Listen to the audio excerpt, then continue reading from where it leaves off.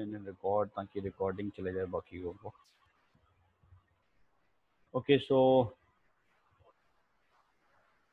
for statement we are going to start. It's widely used in the construct in the sense कि इसको काफ़ी ज़्यादा use करते हैं हम जब प्रोग्रामिंग करते हैं। वो इसलिए क्योंकि इसका जो लिखने का स्ट्रक्चर है दैट इज सिंपलर। इसमें इनिशियलाइजेशन भी वहीं पे है, राइट, और उसके अंदर ही टेस्ट कंडीशन लिखते हैं और अपडेशन स्टेटमेंट भी उसी में है। तो तीनों चीज़ें जो लूप के लिए इंपॉर्टेंट हैं, they all lies in the same statement and we simply put semicolons to separate them, right? So this is one example. ये हमने थोड़ा बहुत किया था लास्ट टाइम भी, that here initialization we have done that we have used a variable मतलब एक counter लेते हैं। यहाँ पे ये ध्यान रखना होता है कि जो काउंटर हमने लिया, जो वेरिएबल हमने लिया, वो the same is to be used in condition and the same is to be used for updation। ये सेम होना चाहिए, नंबर तीनों वेरिएबल सेम है, तभी आपका लूप चलेगा। ये हमने इनिशियलाइज कर दिया, उसको 1 दे दी वैल्यू, फिर हमने कंडीशन दे दी है कि अगर वो वैल्यू 5, जब तक वो वैल्यू 5 या 5 से कम है तब तक ये लूप चलता जाएगा। और वंस इट रन्स, जैसे एक बार कंडीशन ट्रू होने पे, जैसे F1 के केस में हम देखें 1 less than is equal to 5 is true, तो विल प्रिंट दीज 2 लाइन्स। ये दोनों प्रिंटिंग स्टेटमेंट है। Square of 1 is equal to 1 into 1 2 print हो जाएगा। उसके बाद फिर हम अपडेशन पे आते हैं, राइट। अपडेशन पे 1 की वैल्यू इंक्रीज हो जाएगी। प्लस प्लस नंबर का मतलब है नंबर में 1 प्लस कर दो, नंबर में 1 था, 1 प्लस 1 2 हो गया। फिर से हम कंडीशन चेक करते हैं, कंडीशन ट्रू हो गई, so will jump over here, फिर से प्रिंटिंग की, square of 2 is equal to 2 into 2 4। ऐसे ही फिर से updation, number becomes 3, condition check हुई, 3 भी 5 से छोटा है, कंडीशन ट्रू है, तो फिर square of 3 is equal to 3 into 3 9। ऐसे अगली बार 4 हो जाएगा, 4 इज, फिर प्रिंट होगा square of 4 is equal to 4 into 4 16। और अगली बार 5 पे भी कंडीशन ट्रू हो जाती है क्योंकि 5 लेस देन तो नहीं है बट इक्वल टू है, इक्वल टू है तो कंडीशन इज ट्रू। तो square of 5 is equal to 5 into 5 25। उसके बाद फिर से 1 प्लस किया, नंबर में 6 हो गया, 6 में ये कंडीशन फॉल्स होती है तो आपका लूप बंद हो जाएगा। तो बेसिकली ये 3 चीज़ों से ही आपका जो ये स्टेटमेंट है 5 बार रन हो गई, right. This is called as looping. बस ये ध्यान रखना है कि इसकी वर्किंग कैसे है। पहले इनिशियलाइजेशन, फिर कंडीशन, उसके बाद हम स्टेटमेंट्स एग्जीक्यूट करते हैं, फिर अपडेशन करते हैं, अपडेशन के बाद फिर से चेकिंग होगी और फिर से स्टेटमेंट ट्रू होने पे स्टेटमेंट रन होगी, फिर अपडेशन, फिर कंडीशन चेक, अगर ट्रू है तो ये चलता जाएगा सिलसिला। And once this statement is false, फिर हमारा लूप जो है बंद हो जाएगा, ठीक है। तो ये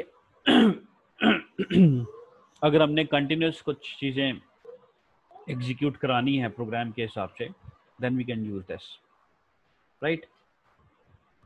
अब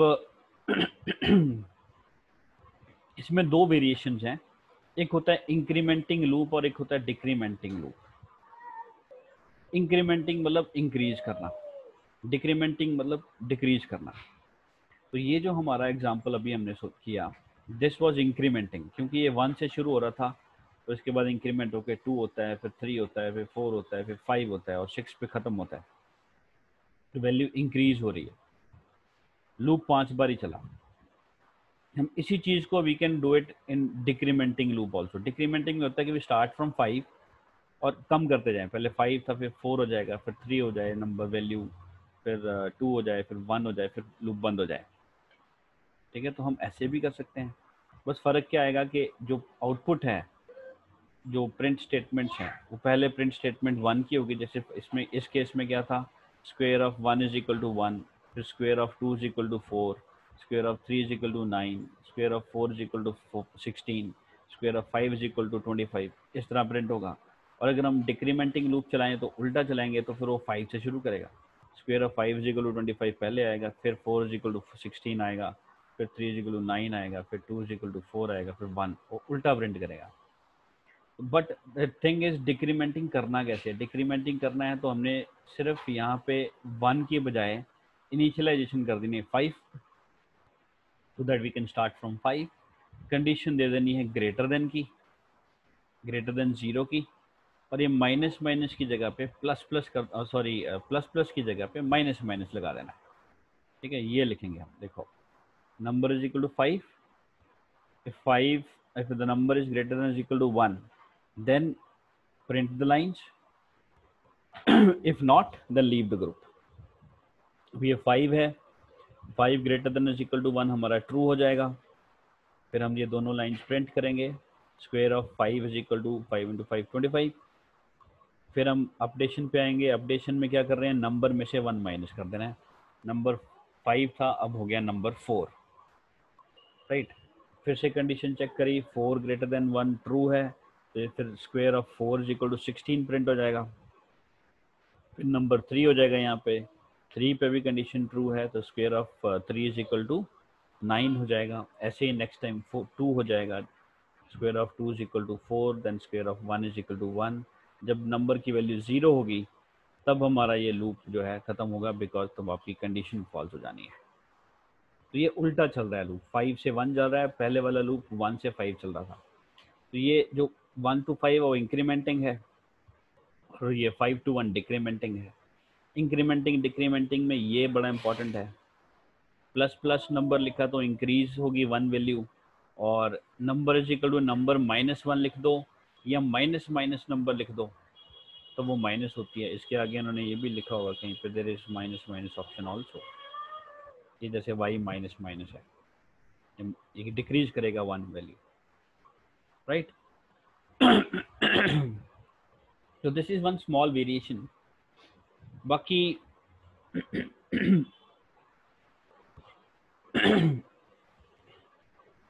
we can also update in different ways. अब ये फंक्शन देखो, इसमें क्या है, लूप स्टार्ट हो रहा है, काउंट 1 है, 1 less than is equal to 20 condition है, और उसके बाद ये क्या प्रिंट करेगा, कंडीशन फर्स्ट टाइम जैसे 1 है, 1 लेस देन 20 इज ट्रू, तो it will print the value of 1, 1 print हो गया जी। फिर काउंट पे गए, अपडेशन पे वो क्या कर रहा है, काउंट +2 कर रहा है, तो 1 + 2 इट बिकम्स 3 नाउ, तो 3 less than is equal to 20 is again true, it will print 3, then it becomes 3 + 2 5, 5 less than 20 true है, तो ये प्रिंट करेगा 5। तो basically it is printing all the odd numbers less than 20, 1 फिर 3 फिर 5 फिर 7 9 11 13 15 17 and 19, right. जब वो 21 होगा तो ये आपका कंडीशन फॉल्स हो जानी है, फिर वो लूप बंद हो जाएगा, राइट। तो ऐसे भी हम कर सकते हैं कि यहाँ अपडेशन में 2 नंबर्स की अपडेशन कर दो, या ऐसा भी कर सकते हैं हम, ये 1 के बजाय आप लाइक इन दिस केस नीचे वाले एग्जांपल में 5 to 9 के नंबर्स प्रिंट करने हैं, तो we start from 5 and we put condition less than 10, तो लेस देन 10 मतलब 9 तक वैल्यू चली है, ये लूप 4 बार चलेगा। पहले 5 के लिए प्रिंट होगा, फिर 6 होगा, फिर 7 होगा, फिर 8 होगा, फिर 9 पे भी ये प्रिंट होगा, 10 पे जाके लूप टर्मिनेट हो जाएगा। तो ये वेरिएशंस हम लोग दे सकते हैं।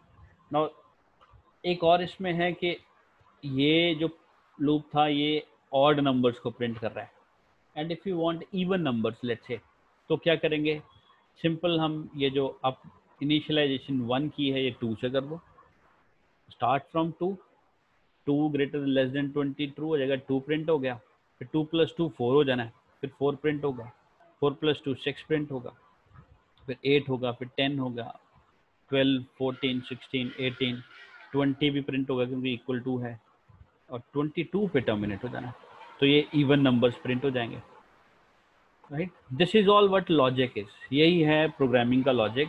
अगर आपको इवन नंबर्स प्रिंट करने तो आप ऐसे करो, अगर आपको ऑड चाहिए तो यहाँ पे 1 ले लो, इवन चाहिए तो 2 ले लो, राइट। 5 के मल्टीपल चाहिए आप 5 से शुरू करो और +5 कर दो, तो it will print all 5 multiples up to whatever value you want to give here, ठीक है। This is all programming logic is. Programming logic किसी को बोलते हैं कि आपने प्रोग्राम का आउटपुट जो चाहिए उसके हिसाब से we have to modify the statements that we are dealing with and we have to think over कि वो आउटपुट आएगा कैसे. ठीक है.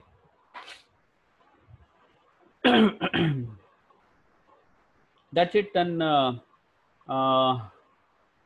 some tips and common types of errors which we consider or which we come across, will do that also. Tips में पहली चीज है, if there is only one statement in the body of the loop, the set of curly braces can be omitted. ये बहुत important part है, क्योंकि देखो भाई, अगर दो लूप बॉडी के अंदर हमने एक ही स्टेटमेंट डालनी है, if there is only one statement, then these curly brackets can be avoided, right? But if we have multiple statements, then curly bracket has to be there. अगर दो स्टेटमेंट है, जैसे हमने पीछे वाली एग्जांपल्स में दो स्टेटमेंट्स थी, तो कर्ली ब्रैकेट के अलावा कर्ली ब्रैकेट अगर नहीं डालेंगे तो आपका आउटपुट गलत आएगा. ठीक है. अब एग्जाम में कई बार ऐसे क्वेश्चंस आते हैं कि you are given with this statement, then it is asked कि भाई आउटपुट क्या होगा वो लिख के बताओ. आउटपुट इन द सेंस कि जब ये प्रोग्राम रन होगा तो आंसर वहाँ पे क्या आएगा, डिस्प्ले क्या होगा आंसर. तो इस केस में जैसे हमारा आंसर क्या आ रहा था, we start from 5 and we are printing the squares of 5 is equal to 25, then square of 4 is equal to 16. ये प्रिंट स्टेटमेंट आपको ऐसे लिखनी पड़ेगी, square of 5 is equal to 25, next line में square of 4 is equal to 16, ऐसे. This is the output basically how to be right.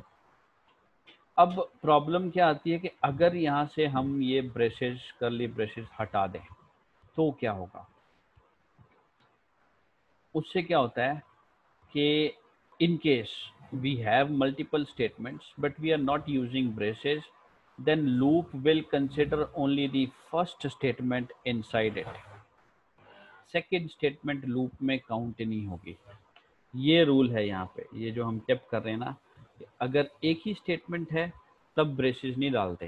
तो इसका मतलब अगर आपने किसी प्रोग्राम में ब्रेसेस हटा दी, उसमें मल्टीपल स्टेटमेंट्स थी, तो वो सिर्फ पहली स्टेटमेंट को लूप के अंदर काउंट करेगा, बाकी को नहीं करेगा, राइट. तो इस केस में आपका आउटपुट जो है वो गलत हो जाना है.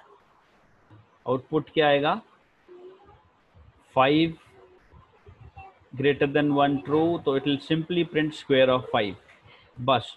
इक्वल टू और 25 ये चीज़ प्रिंट नहीं होनी. कल आना स्क्वायर ऑफ 5, अगली बार square of 4, square of 3, square of 2, square of 1, ये वाली लाइन ही नहीं प्रिंट होनी. ये कब प्रिंट होनी है, लास्ट में जाकर जब लूप टर्मिनेट होएगा उसके बाद ये लाइन प्रिंट होगी, राइट. तो ये कर्ली ब्रैकेट की इंपॉर्टेंस बहुत ज़्यादा है. This is one type of question that is asked in exams के आउटपुट शो करो. आउटपुट शो करने में ब्रेसेस बड़े ध्यान से देखनी है. अगर ब्रेसेस नहीं है तो हम सिर्फ फर्स्ट लाइन को ही लूप में कंसिडर करेंगे, दूसरी लाइन को लूप में कंसिडर नहीं करना. वो एग्जीक्यूट होगी बट वो कब होगी, जब आपका लूप पूरा टर्मिनेट हो जाए. ये 5 बार रन होने के बाद फिर हम इस लाइन का आउटपुट निकालेंगे, right. This thing is very important, remember this. और अगर आपके पास एक ही स्टेटमेंट है फिर आप उसको कर्ली ब्रैकेट को हटा सकते हो. Then second is that you can use multiple items in initialization as well as updation part. ये जो initialization है, यहाँ पे आप multiple variables को initialize कर सकते हो by using comma only, right? And similarly we can also put updation statements by using a comma only. बस ये जो condition है वो एक ही होती है. जैसे यहाँ पे क्या किया, x को भी इनिशियलाइज कर दिया 0, y को इनिशियलाइज कर दिया 10, दो चीज़ें इनिशियलाइज कर दी. फिर कंडीशन चेक करने के लिए हमने सिर्फ x यूज़ करना है, एंड अपडेशन में both the values are updated, x also y also, right. Now if you talk about the output of this statement, ये आउटपुट कैसे देगा हम देख लेते हैं. x की वैल्यू 0 है, y की वैल्यू 10 है. x 0 लेस देन 10 आपका कंडीशन ट्रू होगा, Answer will get x is equal to the value of x, which is 0, and y is equal to the value of y, which is 10. x is equal to 0, y is equal to 10 print हो जाएगा. उसके बाद हम updation पे आएंगे. Updation में x को increase करना है और y को 1 नंबर से डिक्रीज करना है. x में 1 इंक्रीज किया, वो 0 से 1 हो गया. y 10 था, 10 में से 1 निकाला, 9 हो गया. राइट.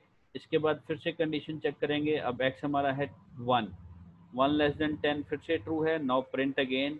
अब वो क्या प्रिंट करेगा अगली लाइन में? x is equal to 1 and y is equal to 9. फिर से अपडेशन पे गए तो x फिर से इंक्रीज हो गया, 1 से 2 हो गया और y कम हो गया, 8 हो जाएगा. कंडीशन फिर से ट्रू हो जाएगी. तो x is equal to 2, y is equal to 8 will be printed. It keeps on doing it. So ultimately ये चलता रहेगा. x इज इक्वल टू, जैसे पहले केस में x is equal to 0, y is equal to 10, फिर x is equal to 1, y is equal to 9, x is equal to 2, y is equal to 8. x एक एक increase होता जाएगा, y एक एक डिक्रीज होता जाएगा. कब तक करना है? जब तक x की वैल्यू 10 से कम नहीं होती, यानी कि x की वैल्यू जब तक 9 नहीं होती. तो ये लूप आपका 10 बार चलेगा. 0 पहले x की वैल्यू 0 थी तब, फिर 1 2 3 4 5 6 7 8 9, जब तक 9 बार लूप चलेगा, 9 बार आपकी स्टेटमेंट प्रिंट होगी. राइट. सो मतलब कहने का है कि दो चीज़ें एक साथ पैरेलली हो सकती हैं, but only in initialization and updation. We can not have two things over here. हाँ, वो है कि हम एंड और लॉजिकल ऑपरेटर्स लगा सकते हैं, that can be added, but we can not write two separate multiple statements. Condition एक ही होती है. Right. Then next important thing is that do remember the indentation. Indentation मतलब ये लिखने का जो तरीका है. तो जैसे आपने for या while या do while जो भी लिखा है, उसके बाद जो स्टेटमेंट है वो उसको आप थोड़ा सा स्पेस देके फिर लिखो. उससे ये पता लगता है कि ये जो स्टेटमेंट्स हैं इस लूप का पार्ट है. ठीक है. आपने ऊपर भी देखा होगा ये for लिखा है, यहाँ कर्ली ब्रैकेट ब्रेस है, और ये टेक्स्ट जो है यहाँ से लिखने की बजाय we have written from here. Although ये नेटबीन्स में ये ऑटोमेटिकली इंडेंटेशंस होती हैं, हमें कुछ करने की ज़रूरत नहीं पड़ती.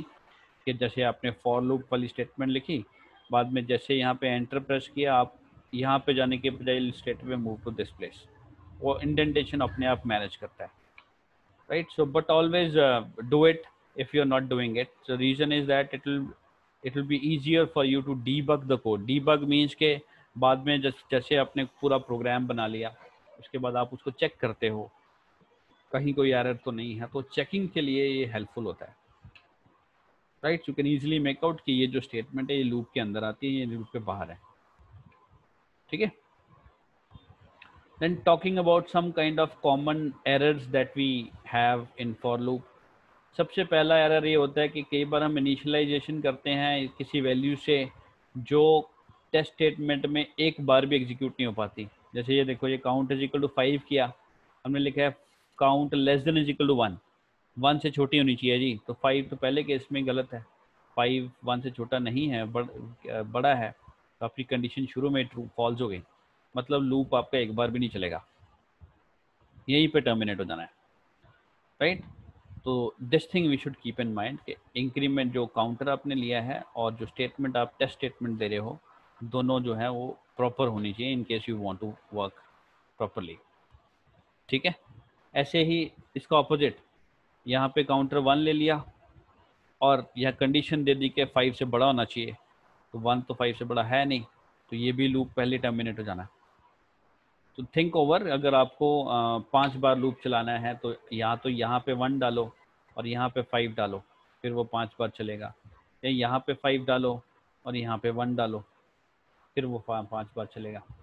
ठीक है. So this thing you have to keep in mind. Placing a semicolon, ये हमने वाइल में भी किया था कि अगर हम स्टेटमेंट के एंड में सेमी कोलन लगा देते हैं, that means we are terminating the statement there and then. Right. इसका मतलब है जैसे ही ये स्टेटमेंट रन होगी उसके बाद ही टर्मिनेट हो जाएगी, नेक्स्ट स्टेटमेंट पे वो जंप ही नहीं कर पाएगा कंपाइलर. राइट. सो ये ध्यान रखना है किसी भी स्टेटमेंट, ये जितने इफ़ है, स्विच है, वाइल है या फॉर है, इनके एंड में सेमी कोलन नहीं लगाना. सेमी कोलन लगाने का मतलब है कि this statement will terminate and it will be considered as a null loop. There's no value after it. ये consider होता है, right? Only in the case of a do while statement. एक do while ऐसी statement है जिसके while लिखने के बाद हम सेमीकोलन लगाते हैं, बाकी किसी में भी सेमीकोलन नहीं लगता, बिकॉज do while में होता है कि while comes at the very last. Condition हमेशा लास्ट में जाके आती है, तो कंडीशन अगर फॉल्स हुई तो टर्मिनेट होगा, नहीं तो कंडीशन ट्रू होने पे will go back to the do part, तो उसमें टर्मिनेट नहीं हो रही स्टेटमेंट्स, राइट? सो सिर्फ डू वाइल में सेमीकोलन लगता है, बाकी कहीं पे भी सेमीकोलन नहीं लगता. फाइन. देन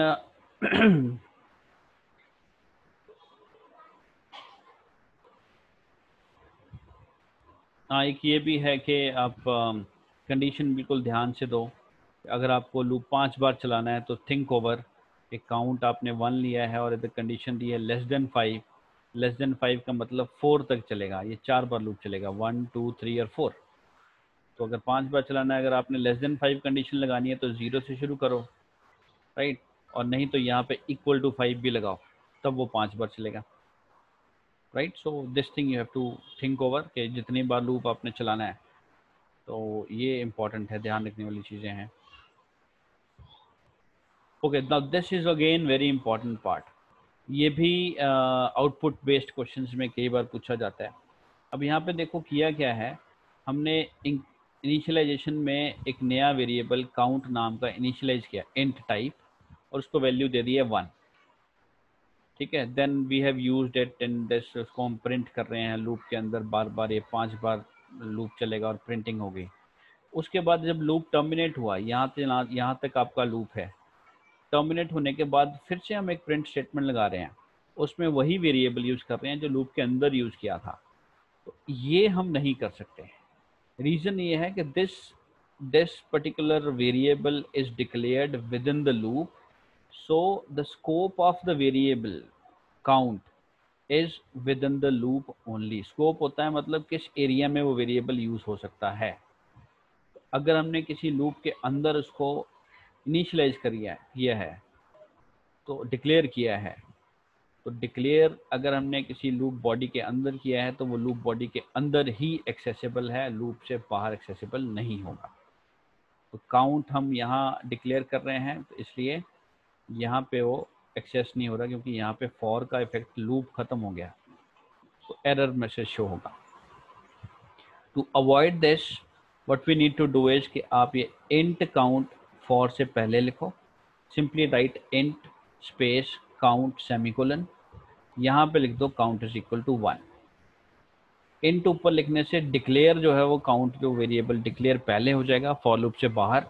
दैट मीन्स वो जो भी जहाँ पे भी एक्सेसिबल है फॉर लूप से बाहर भी एक्सेसिबल हो जाएगा काउंट, फिर एरर नहीं आएगा.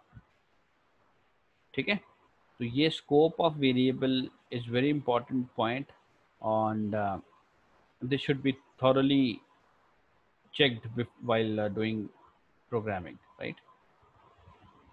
That's it from for loop. So I'll end up now. This next topic is arrays. Arrays हम लोग पहले revisions कर लेते हैं, उसके बाद करेंगे. एक दो चीज़ें और हैं, मैं तुम्हें वो भी दिखाता हूँ. I have some more presentations. ये मैंने पहले बनाई थी 4-5 साल पहले, तो इसमें कुछ मुझे पॉइंट्स मिले हैं जो इम्पोर्टेंट है, बताते हूँ मैं आपको.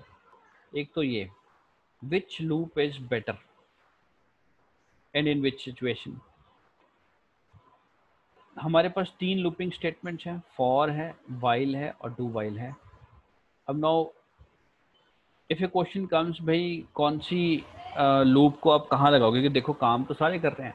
फॉर में भी वही होता है, लूप चलता है कुछ n नंबर ऑफ टाइम्स, और डू वाइल में भी वही है और वाइल में भी वही है. तो इन दोनों को अलग अलग कैसे करेंगे, इनमें डिफरेंस क्या है, विच इज़ मोर अप्रोप्रिएट, किसको कहाँ यूज़ करना है, वी शुड नो इट.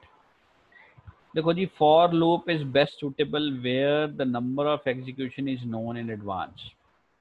अगर आपको पता है कि how many execution, how many slides और how many times we are going to run a loop, fixed execution है, देन वी प्रेफर फॉर. ठीक है, कि जब हमें पता हो कि हमें लूप जो है 10 बार चलाना है या 15 बार चलाना है या 5 बार चलाना है, we know the number of times the loop has to execute, then we prefer for loops, right? And do while and while are more suitable in case the situation in the situation where it is not known that when the loop will terminate. मतलब unpredictable times अगर loop चल रहा है, prediction नहीं है कितनी बार loop चलना है, तब हम डू वाइल और वाइल प्रेफर करते हैं, राइट? और इन दोनों में क्या फ़र्क है डू वाइल और वाइल में? उसमें सिर्फ इतना फ़र्क है कि डू वाइल हम वहाँ प्रेफर करेंगे जहाँ पे you need that you want at least once that full loop body should execute, तब हम डू वाइल लगाते हैं। बिकॉज डू वाइल जो है एग्जिट कंट्रोल लूप है, उसकी कंडीशन सारा कुछ रन होने के बाद चेक होती है, ठीक है? तो जब हम सारा कुछ रन करेंगे उसके बाद चेक करना है, उसका मतलब ये है कि एक बार तो सारा कुछ रन होगा ही लूप के अंदर जो भी है। अगर हमें ऐसी कुछ कंडीशन चाहिए, you want that at least once all the instructions within the loop has to execute, then we go with do while loop, otherwise will go with while, ठीक है? तो एक तो ये पॉइंट हो गया which is better. Then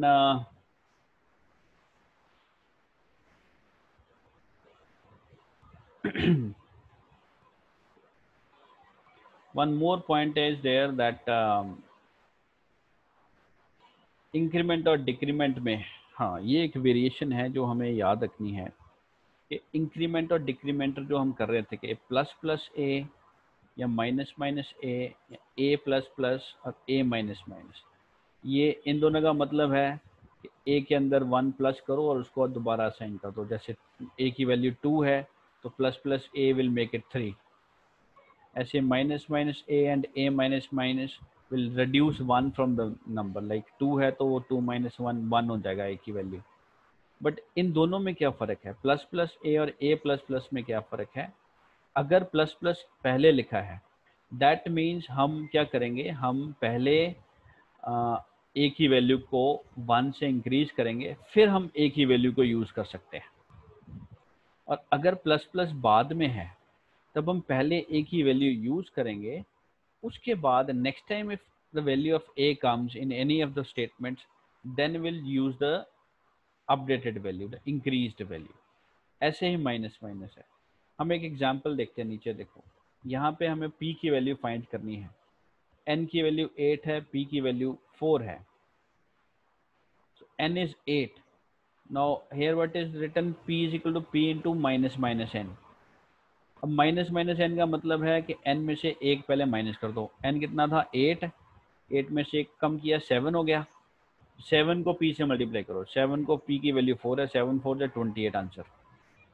but अगर यहाँ पे n माइनस माइनस है तो हम क्या करेंगे, पहले n की वैल्यू को यूज़ करेंगे। n की वैल्यू 8 थी, हम p 8 को p की वैल्यू से मल्टीप्लाई करेंगे, 8 4 जा 32 will answer.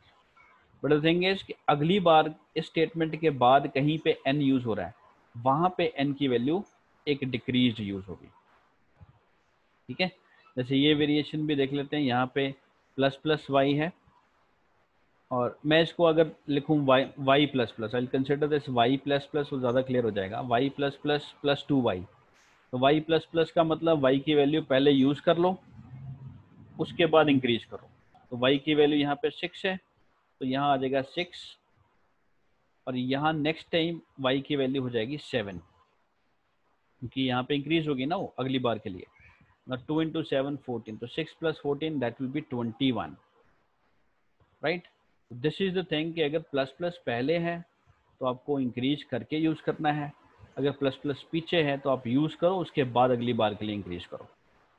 Similar is the case with in minus and plus, बहुत दोनों में ही फ़र्क है, right? So just remember this point, this is very important point, और ये आपको लॉन्ग टर्म में काम आने वाली चीज़ें हैं। Fine, so let's end up this now. If you have any trouble just go through the topics that we are going to come up। कल से हम रिवीजन करते हैं और आप भी थोड़ी रिवीजन करके आना, फिर हम थोड़ा बहुत डिस्कस करेंगे, ठीक है? कोई डाउट्स वगैरह होंगे तो विल डेफिनेटली टॉक अबाउट। चलो देन, हाँ, okay, bye from my side, I will end up now.